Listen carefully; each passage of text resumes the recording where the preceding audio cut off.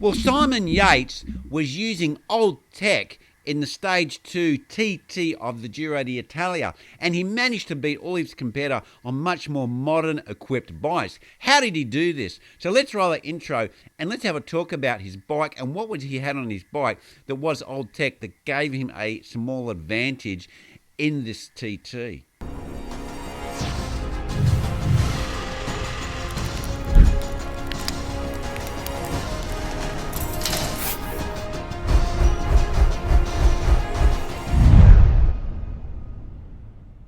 Well, that tech was rim brakes.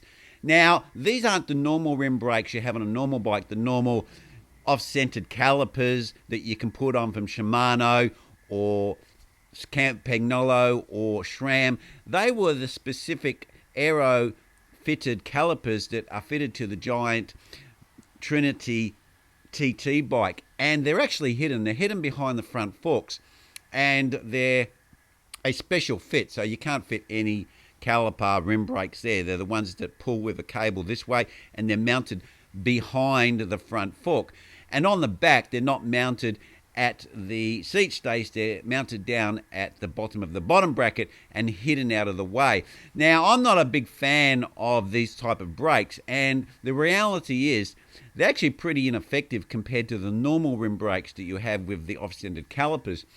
But the situation here is that these particular brakes, you don't really use them very much in a TT race. So for their application, they're fit for purpose, because it's not like he's going to be hammering down some big mountain and he needs to pull the bike up last minute.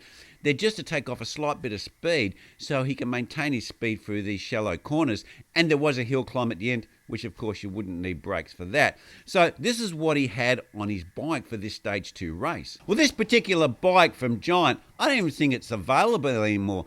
I'll have to check on that, but this is really old. This bike with this type of technology on would have been like 5 years ago or something like that. It's hardly any other brand is putting these type of brakes on their TT bikes or their triathlon bikes anymore. They're all gone to disc brakes. So this is really quite unusual that Simon Yates has pulled out a bike, or got a bike which is so old, or it's been specially made by Giant to fit these hidden rim brakes on the bike. And this brings back to the old conversation. Everyone goes, oh yeah, disc brakes are better, and the bikes are getting more aero and all this. Well, the reality is that rim brakes are more aero. And I made a video a long time ago which was in response to a comment that Hambini made, which was actually supporting Hambini because he's an aeronautical engineer, if you didn't know that.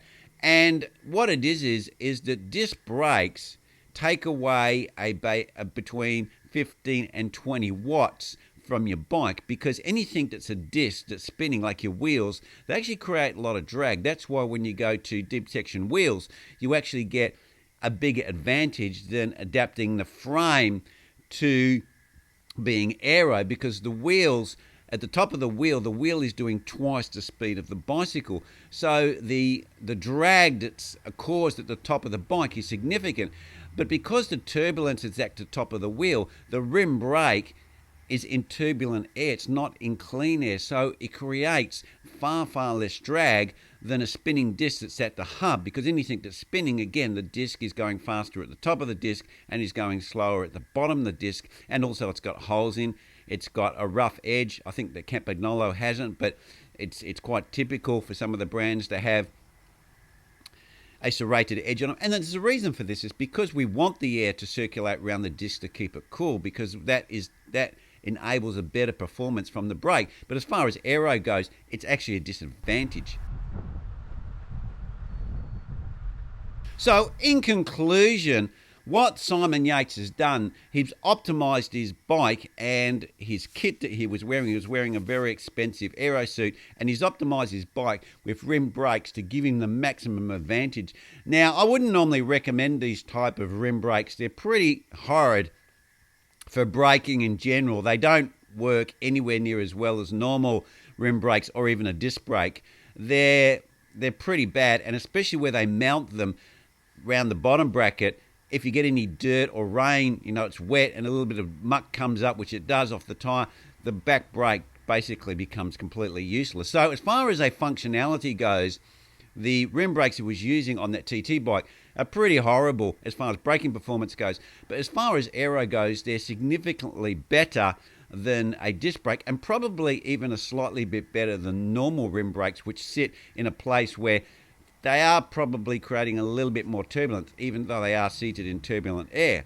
Well, anyway, guys, that's why I used it, and it just goes to show that rim brakes are being pulled and the cobwebs are being brushed off them and pulled out of the closet, and they're still being used, and they're still persistent in high performance cycling, that they're still using them.